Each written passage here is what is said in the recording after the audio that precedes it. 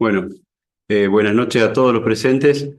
Para continuar con el ciclo de webinarios del Colegio Médico, la primera circunscripción, hoy vamos a escuchar al doctor Gabriel Ruiz. Gabriel, bueno, me toca esta vuelta presentar más que a un colega, un amigo. Somos contemporáneos en la residencia, él la hizo en el Hospital Iturraspe, mientras yo la hacía en el CUY en el mismo año. Fue jefe residente del Hospital Iturraspe, cirujano general, especialista en cirugía bariátrica y uno de los pioneros en el campo en la ciudad de Santa Fe. Así que, Guille, te escuchamos tu charla, un placer.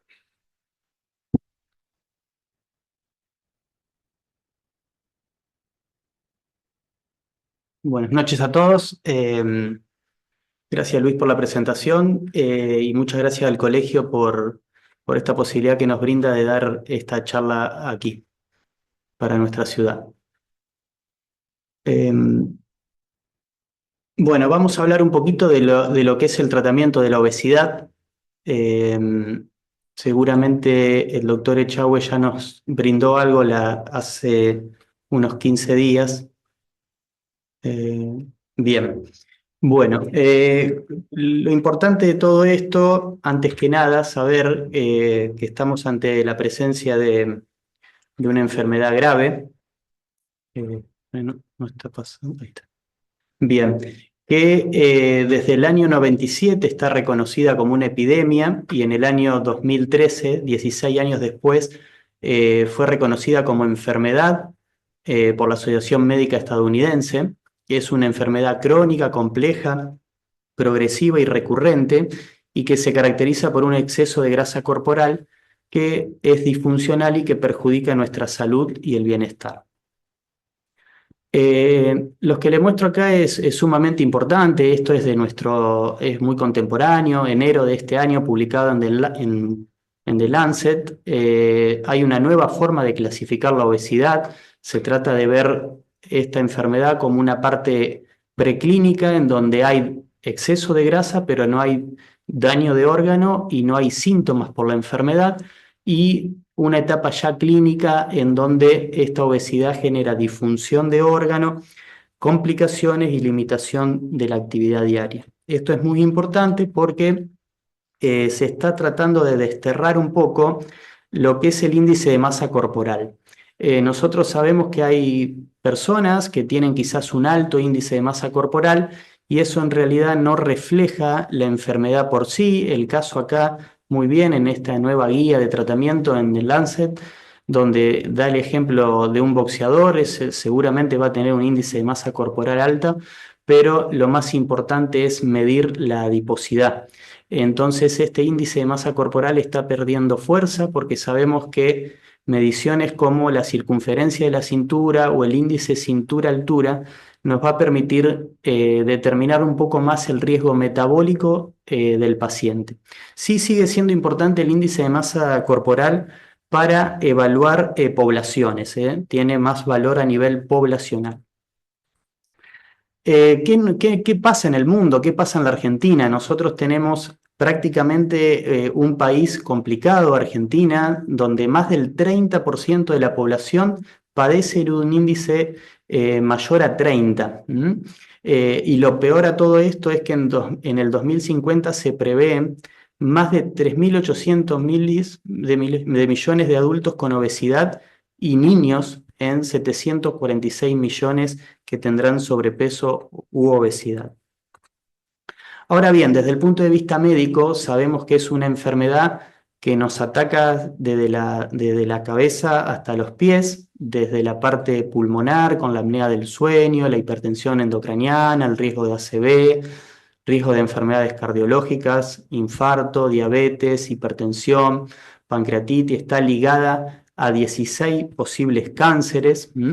Y también no deja de ser una causa muy importante de esteatosis y como causa por sí sola de cirrosis. Hoy en día es la causa más frecuente de trasplante hepático en los Estados Unidos, y también sabemos de mujeres que sufren de trastornos menstruales, infertilidad, y ni hablar de los dolores articulares que padecen estas personas, como la enfermedad venosa periférica.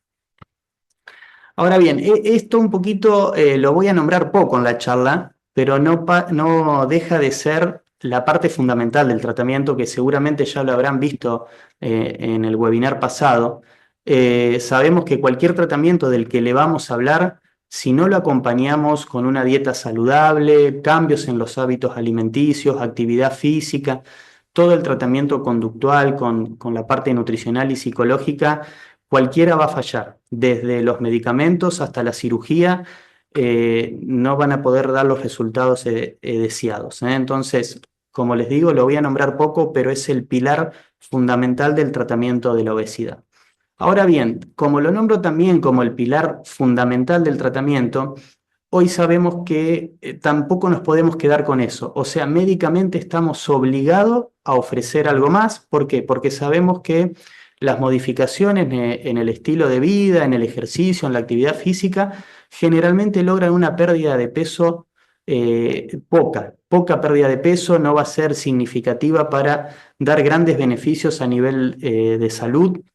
Y en líneas generales, la mayoría de estos pacientes que logran bajar un poco de su peso, en líneas generales o recuperan parte del peso perdido o abandonan los tratamientos. Entonces, como médicos estamos obligados a hacer algo más. Y así que vamos a hablar un poquito de esos tipos de tratamientos.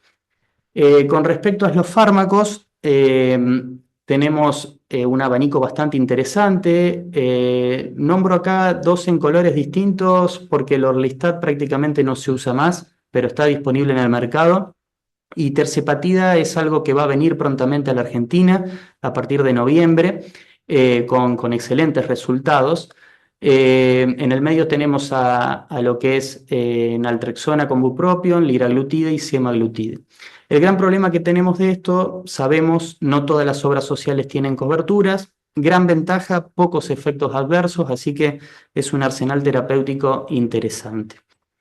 Con respecto a la naltrexona, tiene acción central, actúa sobre el centro del hambre y es ideal para pacientes que tienen gran compulsión para comer, esa alimentación hedónica. Los efectos secundarios más comunes son las náuseas, los vómitos y los pensamientos suicidas. Por eso es un poco esto fundamental, hablarlo con el paciente, tratar de, esto sabemos nosotros que tratando estos enfermos, suelen tener también adicional la ingesta de otros fármacos psicotrópicos, así que esto hay que consultarlo muy bien con el psiquiatra. El estudio más importante es el CORE, todos estudios que combinan el efecto de los medicamentos con placebo, 56 semanas de tratamiento, casi 1.800 participantes, una pérdida de peso corporal adicional del 6%. Con respecto a los análogos de GLP-1, tenemos liraglutides, semaglutides, son dispositivos prellenados, eso implica que son de fácil uso, su administración es independiente de las comidas, pocos efectos adversos, la mayoría gastrointestinales, los más comunes, náuseas y vómitos, y su efecto o su mecanismo de acción es a través del aumento de las incretinas en sangre, eso genera un aumento de la secreción de insulina, mejorando la inmunosensibilidad y ocasiona también supresión del apetito a nivel central y algo que lo usamos nosotros también en cirugía, retraso del vaciamiento gástrico con una saciedad más precoz de los pacientes. Con respecto al liraglutide, se aplica una vez al día. Hay que suspenderlo 24 horas antes de la cirugía, justamente por esto del retraso del vaciamiento gástrico. La dosis ideal es 3 miligramos y el Ozempic se aplica así semanalmente. Es una molécula de mayor vida media y que se logra su titulación a la cuarta semana. Esta hay que suspenderla justamente por su vida media más larga, mayor tiempo antes de cualquier tipo de cirugía, por el entencimiento del vaciamiento gástrico. ¿Y qué estudios tenemos? Bueno, el más importante de la liraglutide es el SCALE, 3.700 pacientes, 191 centros en 27 distintos países, también 56 semanas de seguimiento, índice medio de los pacientes corporal de 38 y en líneas generales una pérdida de peso corporal total mayor al 10% en el 33% de los pacientes. también efectos adversos más frecuentes gastrointestinales. Con respecto al semaglutide, también el estudio más importante es el STEP 1, hay hasta el STEP 8 que ya lo compara con liraglutide, casi 2.000 pacientes, 68 semanas de seguimiento, un poco más, el índice de masa corporal igual y una pérdida de peso corporal total un poco mayor que el liraglutide, casi llegando al 15% de peso corporal total. Básicamente nosotros sabemos, o lo que vemos un poco en el consultorio quizás es no esta respuesta tan importante, sobre todo con dosis mínimas, que es un poco más, su costo es menor. Vemos sí pacientes que no pueden llegar a tener esta respuesta, entonces lo ideal es usarlo durante 3 meses y si no vemos descenso en el peso, tendríamos que suspenderlo. Lo nuevo, tirzepatida, es un análogo dual de GIP y de GLP-1, casi dosis que llegan a 15 miligramos semanales, y que en líneas generales logra pérdidas de peso muy importantes, pérdida del 15, del 19 y del casi 21% contra el 3% de placebo, comparándolo, con dosis máximas casi del 21%. Este todavía no está disponible en Argentina y lo tendremos a partir de noviembre. Ahora bien, también se abre otro abanico en el uso de fármacos y esto también lo estamos viendo y esto es un arsenal que nos gusta, que en líneas generales nos da armas para seguir peleando esta enfermedad, porque a veces como cirujano ver reganancia de peso a uno no le gusta, pero en líneas generales sabemos que esto es algo que nos da esperanzas. Miren, el semaglutide aplicado a 265 pacientes de forma posoperatoria, pacientes que han tenido reganancia de peso postquirúrgica y bueno, nos permite una pérdida de peso corporal total de casi el 8% en pacientes operados. Lo que es favorable también no depende del tipo de cirugía realizada y es eficaz tanto en pacientes que se han operado por primera vez o segunda vez. Con respecto a la endoscopía, en líneas generales tenemos la gran desventaja que son prácticas en la Argentina no nomencladas, o sea, lamentablemente el paciente se lo tiene que costear y son relativamente, como son insumos importados, son muy costosas. Lo ideal sería utilizarlo en obesidades grado 1 o 2 o en pacientes con muy alto índice de masa corporal como puente a la cirugía. Y también en pacientes con alto riesgo quirúrgico que no desean una cirugía. Vamos a hablar de los 2 procedimientos más realizados en la actualidad. Como verán, tenemos distintos tipos de balones, hay de 6 meses, hay de 12 meses y seguramente habrán escuchado del ingerible donde no hay que hacer una endoscopía, bueno, y se reabsorbe solo o se elimina solo en 4 meses. Este es un estudio español, 21.000 casos realizados con 12 diferentes tipos de balones. El índice medio previo al procedimiento fue de 35. La tasa media de retirada temprana por intolerancia al balón del 3,5%, algo muy bajito, y sus efectos adversos mayores representaron menos del 1%. El más frecuente fue la úlcera gástrica. Este consenso internacional ha definido una pérdida de peso corporal total para el balón mayor al 10%, con una pérdida de exceso de peso del 25% y una tasa de fracaso cercano al 25%. Con respecto a la manga endoscópica, esto es algo nuevo, esto se está haciendo en nuestra ciudad. En líneas generales es algo que va a venir y se va a instalar. En líneas generales, la manga gástrica consiste en plicar la cara anterior y posterior gástrica sin necesidad de una cirugía mediante puntos endoscópicos. A diferencia de la manga quirúrgica, deja el fondo gástrico, esto actuaría como reservorio y generaría una saciedad más precoz. También ha demostrado ser más efectiva que el cambio de estilo de vida solo, en pacientes con obesidad grado 1 y 2 y también en aquellos grado 3 que no desean o no son elegibles para cirugía laparoscópica metabólica. Con respecto a sus resultados, ya tenemos estudios con 15.000 pacientes, 44 artículos, el índice promedio también de 37. Vemos a 5 años de seguimiento una pérdida de peso corporal total del 16%, que no es despreciable y es muy buena. Ahora bien, con respecto a la cirugía, acá le pongo gráficamente las 3 que más se desarrollan en el mundo. Hay 2 que también están en progreso y que creo que se van a instalar, que son el SADI y la bipartición intestinal, pero prácticamente estas son las 3 que nuclean casi el 95% de la práctica mundial. Tenemos la manga gástrica, que consiste en la sección del estómago, el bypass gástrico, que ya lo vamos a explicar, y el bypass gástrico de una anastomosis. Pérdida de peso corporal total que llegan casi al 30% del peso corporal total con estudios ya a 20 años, que eso prácticamente no lo tiene ningún estudio endoscópico ni medicamentoso. Ha demostrado ser más eficaz.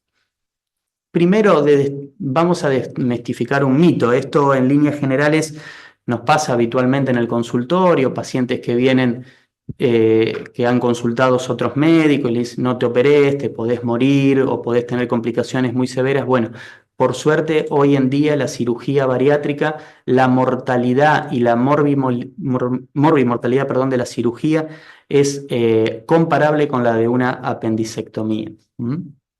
En la Argentina nosotros tenemos consensos importantes donde participan muchas sociedades, las sociedades de cirugía, pero también de cardiología, diabetes, nutrición.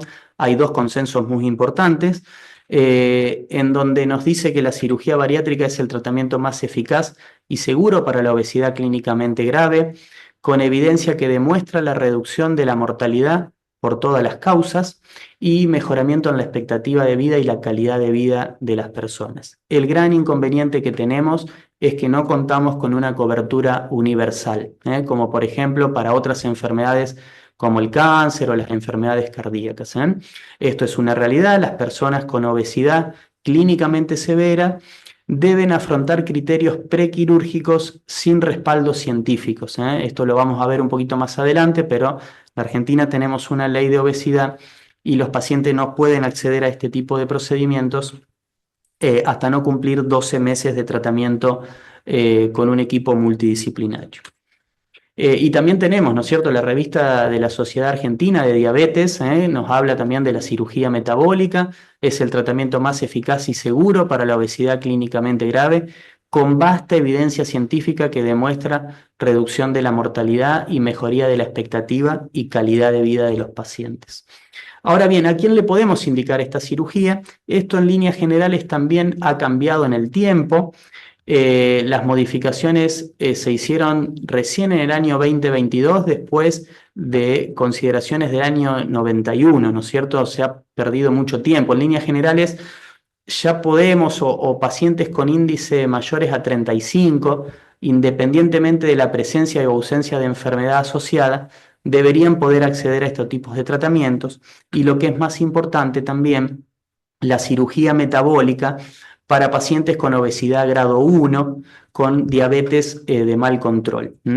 Esto lamentablemente en la Argentina estamos lejos de poder acceder a estos tipos de tratamientos. Se puede muchas veces acceder a través de bibliografía o a través de historias clínicas muy, muy extensas. Y también lo que no es despreciable, en los hospitales públicos, no muy lejos, Rosario, se operan niños, adolescentes y en todo el mundo, candidatos a cirugía bariátrica y metabólica, por lo que le nombré en el inicio de la charla, de ese aumento exponencial en los niños y adolescentes.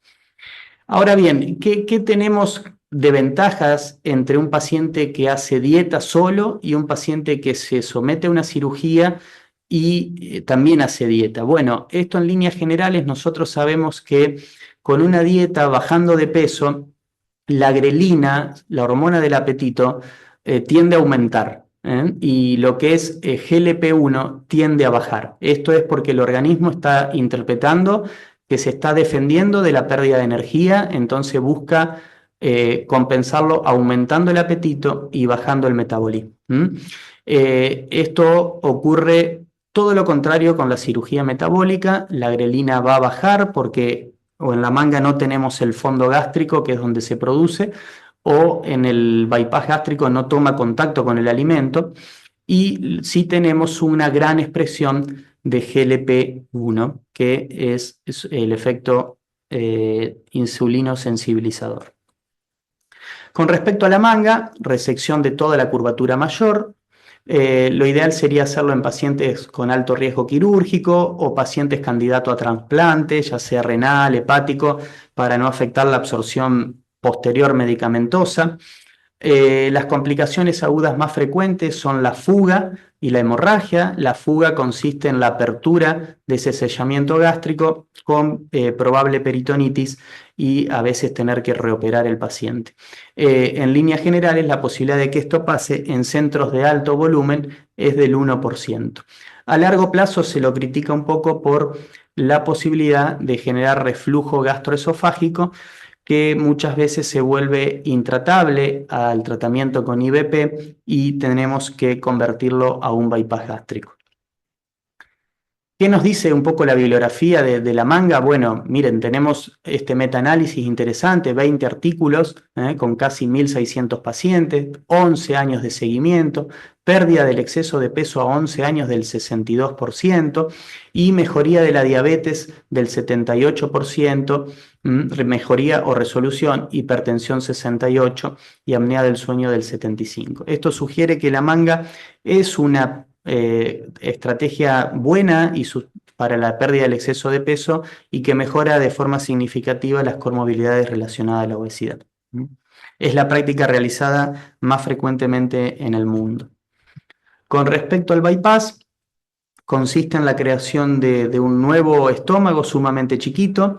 Se secciona el intestino y se lleva una parte hacia arriba para unirlo a ese nuevo estómago y se unen abajo con el asa biliopancreática, donde jugamos un poco con las distancias de estas asas en base un poco al índice de masa corporal del paciente. Cuanto más larga hacemos el asa biliopancreática, mejores efectos va a tener en la resolución de la diabetes. Las complicaciones agudas más frecuentes es la filtración de la anastomosis y también la hemorragia, ya sea intraperitoneal o digestiva, con posibilidad del 1 al 3%. Mediano y largo plazo tenemos la posibilidad de que el intestino se meta en un lugar que no corresponda y hacer una hernia interna o el famoso síndrome de dumping por la ingesta rica de hidratos de carbono. Con respecto a su mecanismo de acción, esto no, porque también esto es muy común en la práctica clínica, decir que el paciente se va a desnutrir o no, básicamente es una cirugía que no desnutre a los pacientes. Sí puede haber en un grupo muy reducido, 20%, un poco de déficit de hierro, pero básicamente los pacientes tienen un tenor proteico excelente porque se trabaja en el intestino proximal que no afecta la absorción de las proteínas. Ahora bien, nosotros vemos en los pacientes con bypass gástrico resolución de su hiperglicemia o remisión en las primeras horas o primeros días posteriores a la cirugía. Esto hace que la cirugía o el mecanismo de la insulinosensibilidad es independiente de la pérdida de peso.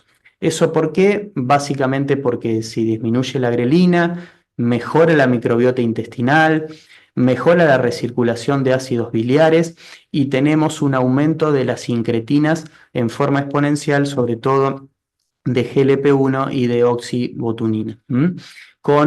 También la pérdida de peso corporal ayuda a ese control de la glicemia, pero nosotros ya los vemos en los primeros días posteriores al procedimiento. ¿Y qué nos dice la literatura del bypass? Miren, 11 años de seguimiento, pacientes que 123 adultos que se han seguido por ese tiempo. ¿Qué vemos nosotros en 11 años? Vemos los pacientes, por ejemplo, miren, inicio de tratamiento 102 kilos y a 11 años esos pacientes pesaban en promedio 78 kilos. Los índices de masa corporal 39 de inicio y 29 prácticamente al final del estudio, 11 años de seguimiento. Y la pérdida de peso corporal total, eso sí lo vemos un poco, es más amplia al principio, después hay una leve reganancia en la mayoría de los pacientes, pero termina a 11 años de seguimiento una pérdida de peso corporal total del 24%. Todos estos descubrimientos o todos estos estudios nos han permitido hoy en día incorporar al bypass gástrico en el algoritmo de la diabetes. Esto básicamente tenemos una resolución que llega entre el 50 al 80% de los pacientes. La Asociación Estadounidense de Diabetes la recomienda en su algoritmo. Esto es un poco en base a los estudios en hemoglobina glicosilada. Como verán en rojo, todas las hemoglobinas glicosidadas o los cambios o los descensos en los pacientes que no fueron operados. Básicamente, con el cabo de los años, la hemoglobina glicosilada sigue igual. En cambio, los pacientes operados en azul bajan la hemoglobina glicosilada de 2 a 4 puntos.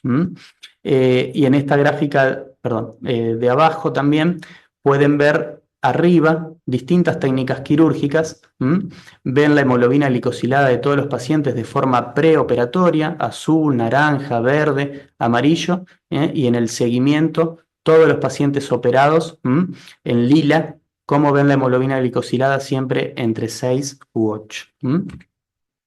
A pesar de todo esto, de estos avances y de estos descubrimientos, la mayoría de los médicos en atención de diabetes y los pacientes aún están mal informados sobre las indicaciones, los beneficios y los posibles riesgos de los tratamientos quirúrgicos para esta enfermedad. Y tenemos un gran limitante. La Ley de Acceso a la Cirugía Bariátrica y Metabólica continúa reflejando solo criterios centrados en el peso corporal y no en las enfermedades asociadas ni en el costo-efectividad. Por último, para nombrar las técnicas quirúrgicas, tenemos el bypass gástrico de una anastomosis. Es una técnica que cada vez se hace más, es una técnica creada por el español, el doctor Carbajo. Lo que forma es un nuevo estómago mucho más fino y más largo que el Iderrux, y lo que ocasiona o lo que hace es una anastomosis entre el estómago y el intestino, sin seccionar el intestino, dejando fuera de la circulación de los alimentos el 60% del intestino y dejando un canal común en donde va la bilis y va el alimento del 40% del intestino. Esto lo que produce es una rápida estimulación de las hormonas intestinales distales como GLP-1 y GIP, con rápida sensación de saciedad precoz y enlentecimiento del vaciamiento gástrico.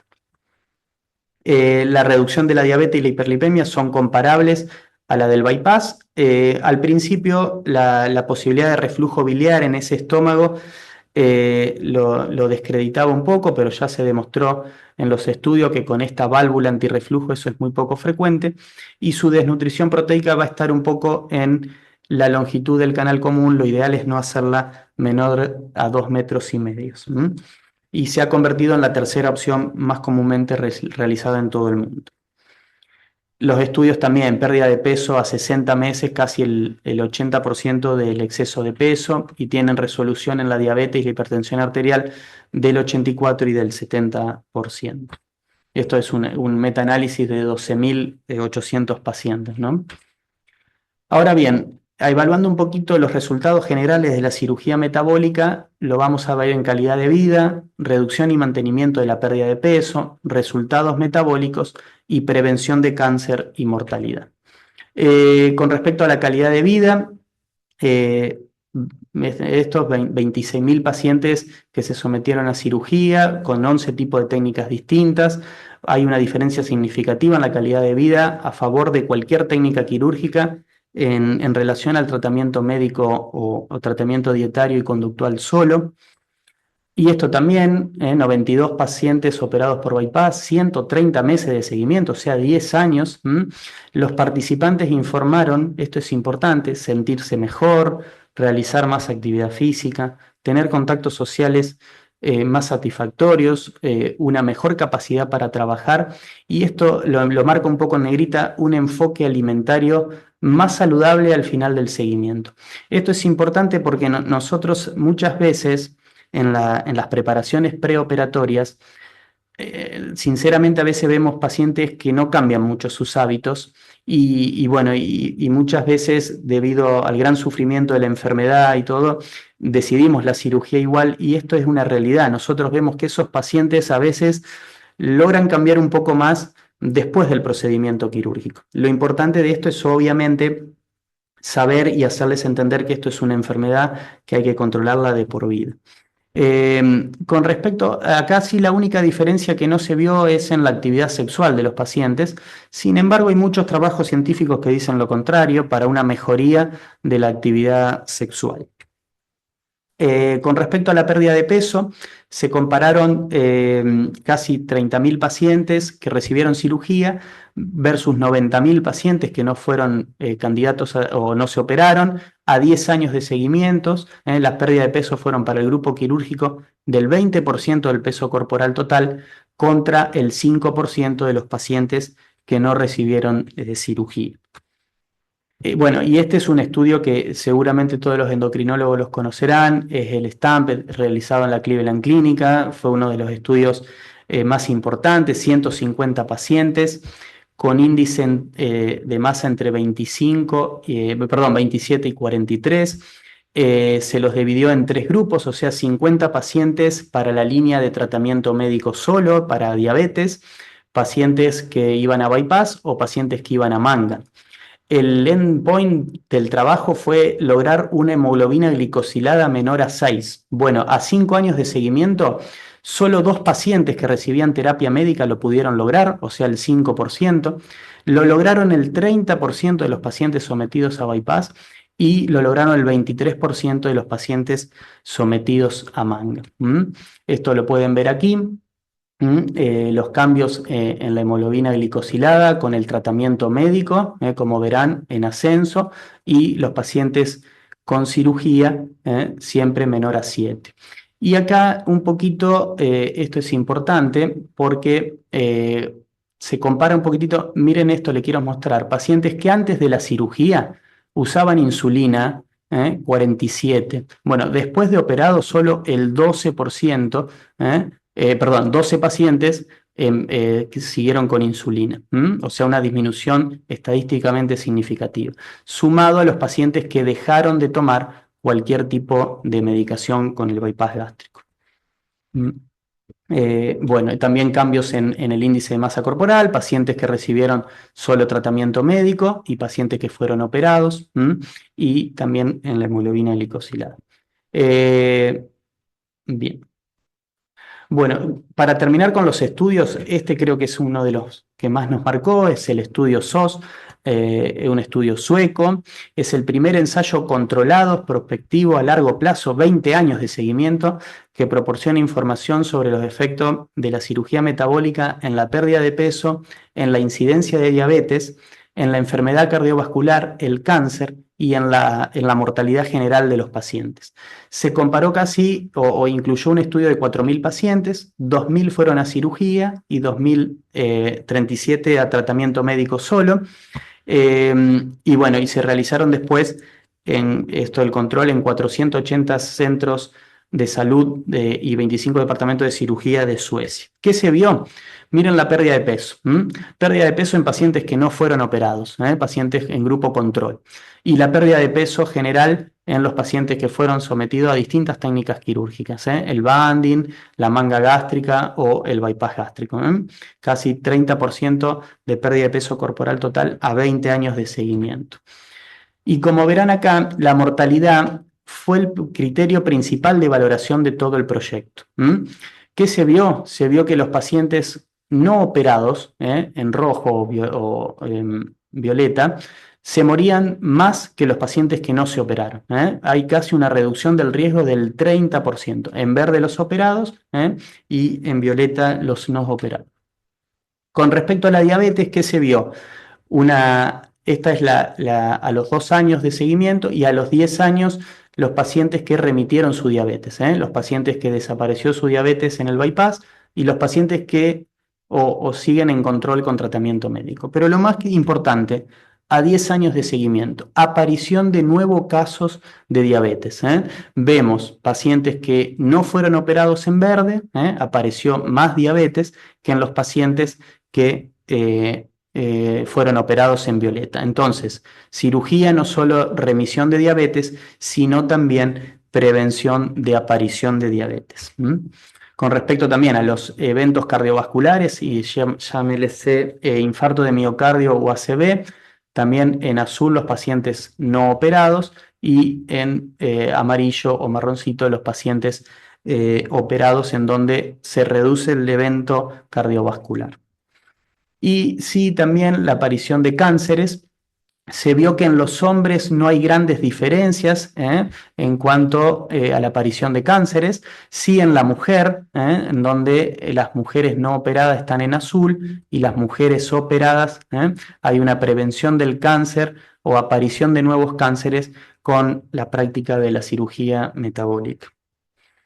Este es un poco resumiendo la gran posibilidad que tiene de resolver esas enfermedades muy graves. Es muy común que los pacientes dejen de usar el CPAP, los pacientes asmáticos tengan menos uso de beta 2 o de corticoides, menor riesgo de infarto, disminución de la presión, disminución de la incontinencia, mejoría, esto es muy frecuente de ver en el consultorio, pacientes mujeres con amenorrea, infertilidad y que resuelven sus problemas en esa esfera. Ni hablar de la diabetes, como ya lo nombramos, y el hígado graso. Esto es un poco resumiendo. Sabemos que a mayor grado de obesidad deberíamos por ahí ir un poco más hacia la cirugía y dejar procedimientos farmacológicos y endoscópicos para índices menores a 35, pero bueno, esto es muy discutible, los pacientes también hay que escucharlos y hay que hacer un poco también lo que el paciente quiera, ¿no?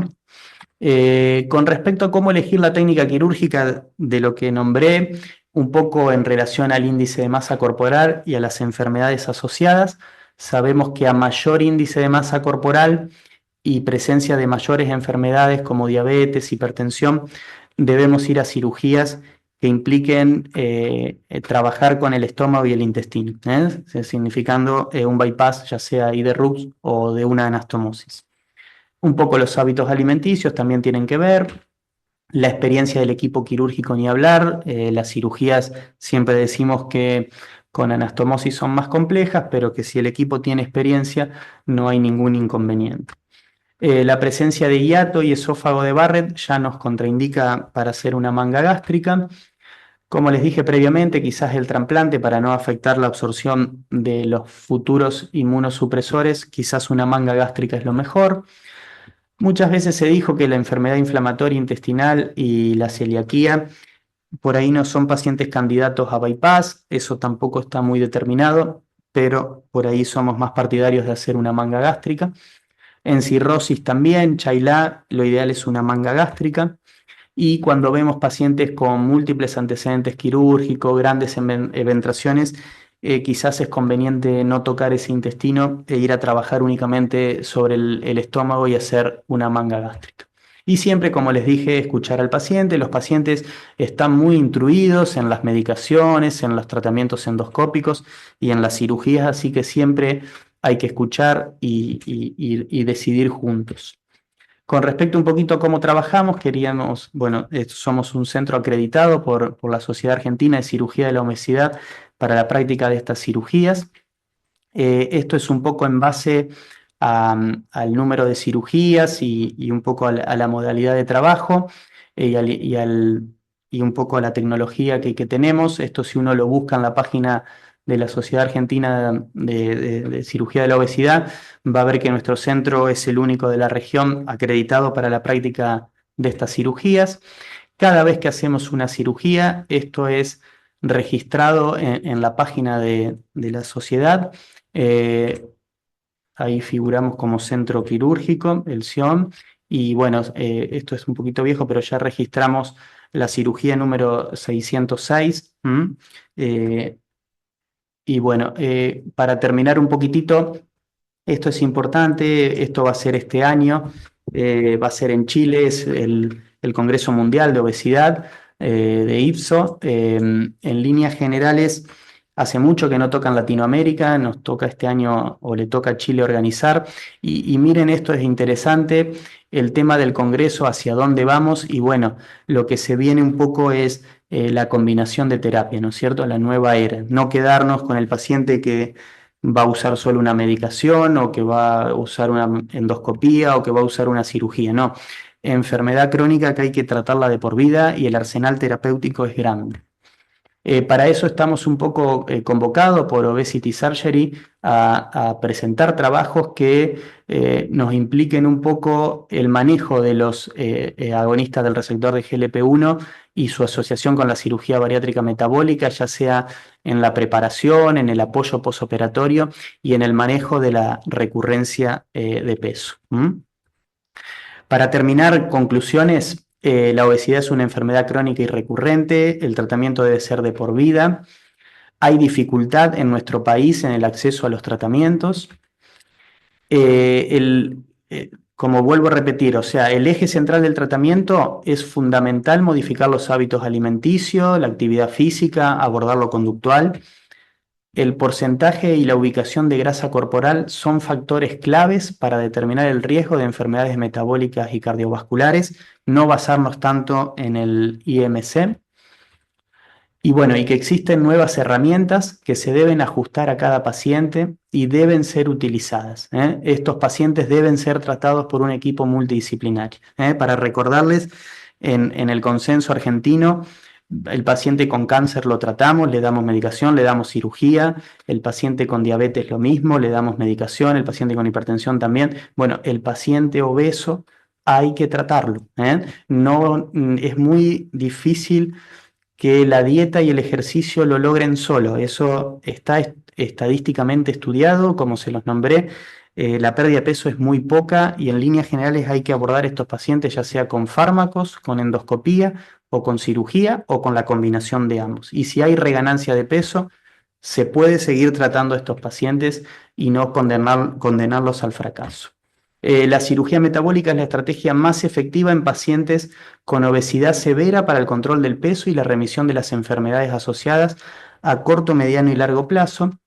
Y es importante la derivación temprana de pacientes diabéticos a un equipo de cirugía metabólica. Esto nosotros sabemos que el tiempo de la diabetes vale, no es lo mismo aplicar la cirugía para pacientes recientemente diagnosticados o poquitos años de diagnóstico que pacientes que ya vienen con 15 años de diabetes, 20 años, uso de insulina. No, tenemos que llegar antes.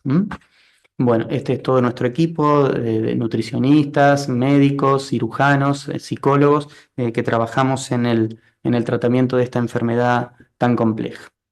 Muchas gracias.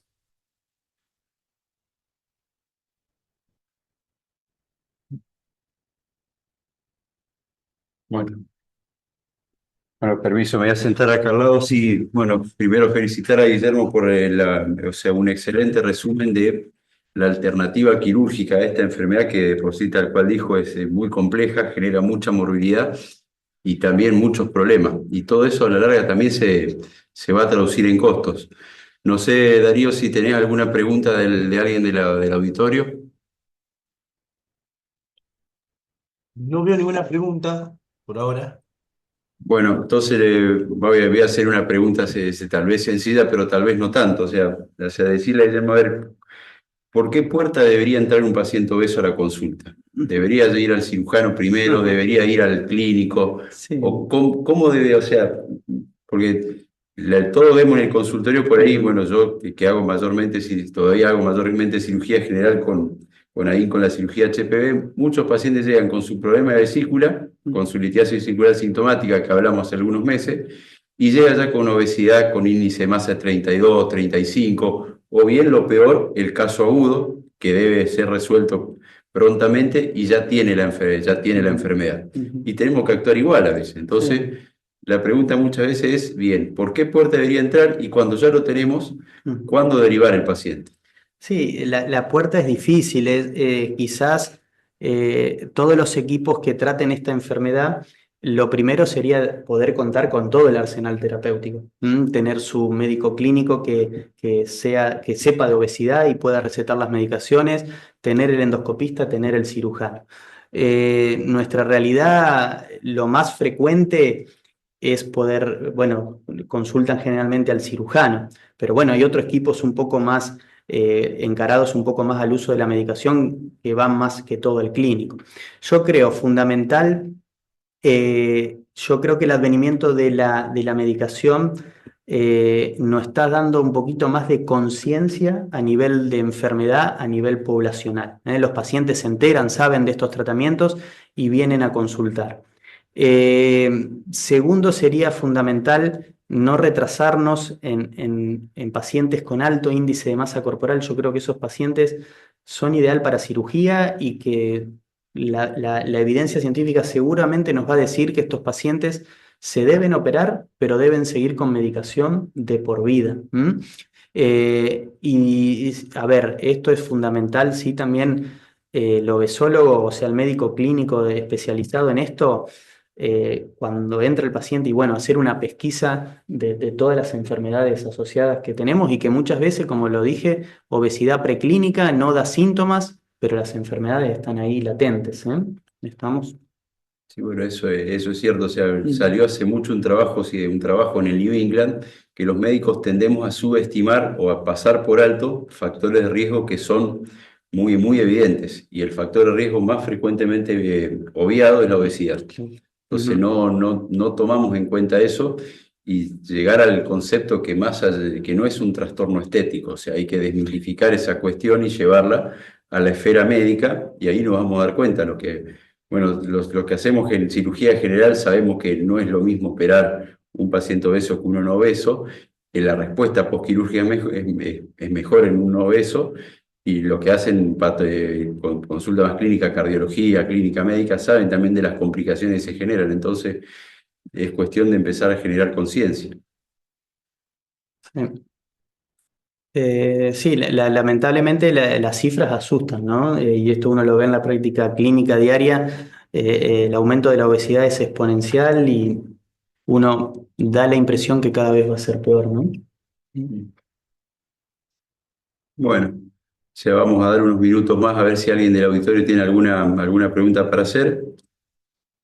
Pero bueno, veo que y aparte se vienen nuevos avances, así que eso sigue dando luz. Pero Sí, bueno, te digo, el tema del próximo congreso va a ser eso, o sea, la idea de operar y medicar, ¿entiendes? O sea, eso, obviamente hablando de valores de obesidad un poco graves, ¿no? bueno, y eso, comentario al margen, también va a llevar a la consolidación de lo que hacen, lo que toman la enfermedad desde un equipo multidisciplinario, ¿no? Porque si solamente fuese operar, no necesitaríamos clínico, y si solamente fuera dieta, no necesitarían a nosotros. Entonces parece que el fortalecimiento del concepto es importante, y como dijiste en una parte de la charla, Guille, que es importante lo que es la derivación temprana, ¿no? Que a veces nos cuesta mucho. Sí. Ahí lo están saludando los residentes a Guille. Sí, y bueno, y acá Diego Ser me pregunta cuál sería el último avance quirúrgico hoy en día. Diego, mirá, hoy en día hay una técnica muy novedosa que es la bipartición intestinal. No lo tengo acá, pero consiste en hacer una manga gástrica y eso unirlo al intestino delgado a más o menos 2,5 metros, 3 metros de la válvula ileocecal. Eso permite que no se pierda la continuidad del aparato digestivo y el alimento vaya por los dos caminos, tanto por el asa intestinal y por su recorrido habitual a través del duodeno. Esto ocasiona un estímulo precoz un estímulo precoz del intestino distal con gran aumento de las incretinas en sangre y un retardo en el vaciamiento gástrico que hace que estos pacientes bajen de peso de forma formidable sin trastornos nutricionales, porque son técnicas un poco más disabsortivas que el bypass clásico en Iderux. Eso es lo que creo que se viene, lo que es la bipartición intestinal. Y bueno, ya para por ahí hacer una pregunta por ahí más técnico de lo quirúrgico. O sea, esto es una táctica que hay que hablarla en cirugía laparoscópica. Esto no hay ninguna discusión que es táctica laparoscópica. O sea, con el advenimiento de la cirugía robótica, Ujú. ¿ves algún beneficio en la ejecución de la técnica? A ver, todos los trabajos nos dicen que sí. Estos en el país ya hay grandes avances en Mar del Plata, en Buenos Aires, en Mendoza.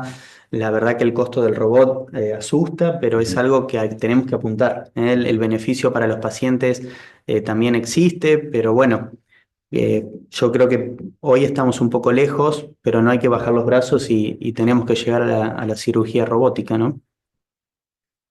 Bien, bueno. Bueno, Darío, pues creo que no, si no hay preguntas del auditorio, podemos dar por terminada la charla. Felicitar a Guillermo nuevamente por la charla, agradecerle la presencia y bueno, ojalá que no sea la última porque es una enfermedad que da mucho para discutir y de la cual tendríamos que seguir aprendiendo. Muchas gracias por venir, Guillermo. Bueno, gracias por la invitación. Muchas gracias, hasta luego. Damos por finalizado el webinario de hoy entonces.